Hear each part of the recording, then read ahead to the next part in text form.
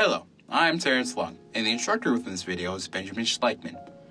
We both work at CITC in the Fab Lab. Today's lesson will be on closed band lashing, also known to most fisher people and outdoors people as the endless wrap. We'll be utilizing this lashing technique to finish your halibut hook. Now then, if you do not have your halibut hook finished, then I'd recommend going into the instructions of your packet and doing so. Without it, this video will be no use to you.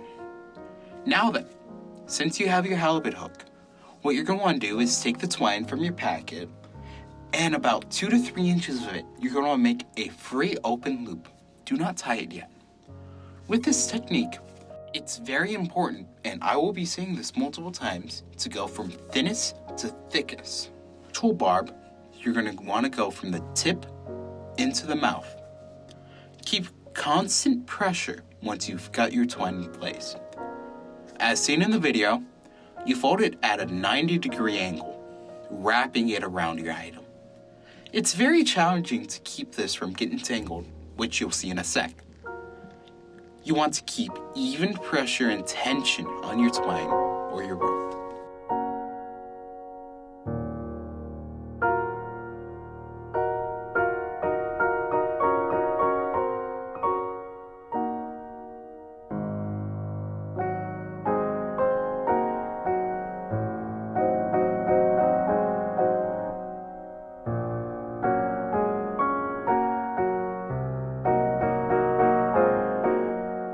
You're getting towards the end of your lashing. What you're going to want to do is cut off the excess line and then feed it through the loop. An issue you might see is that after you feed it through the loop, you have to pull the tail. What he did was pull the tail all the way through. This weakens the lashing. In doing so, it cannot be used for survival. There are 3 points of contact with this lashing that we'll be using on this halibut hook. The one on the barb, of which we just did, the one on the back, which is next, and then the one in the middle. It cannot be said enough times. When using this lashing technique, you want to go from the thinnest to the thickest. Now then, you're going to want to remake the loop that you made in the beginning with your leftover twine. And then place it on the back, creating a 90-degree angle, and then start wrapping it again. And then on the end, where you can see somewhat of a tail, you want to pull it. You don't want to pull it all the way through, just somewhat hiding. It gives an extremely strong point of contact. Now that we're done wrapping, you're going to want to cut off the excess again, and then feed it through the loop.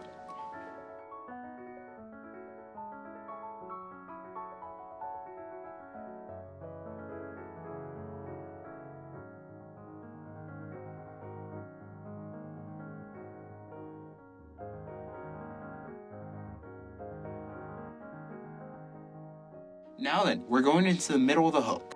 This part is somewhat the most important part of it. This will be experiencing the most amount of abuse.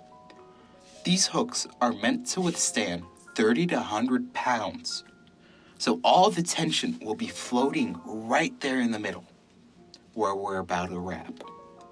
So, as said before, thinnest to thickest with your little hoop.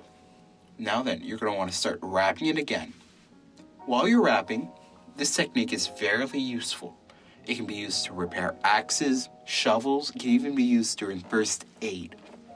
Funny enough, with how important this skill is, there aren't many resources on the subject matter, of which is why there is this video. You won't even sometimes find it in not books. So remember to keep even pressure and tension throughout your wrap.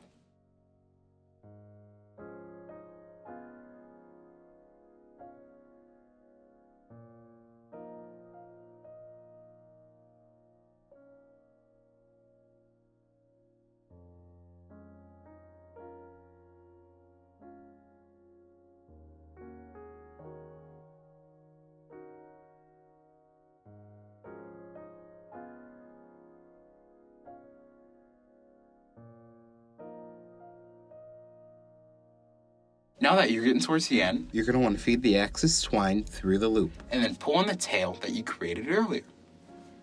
pull on it, but not fully. You just want to somewhat hide the end of your knot.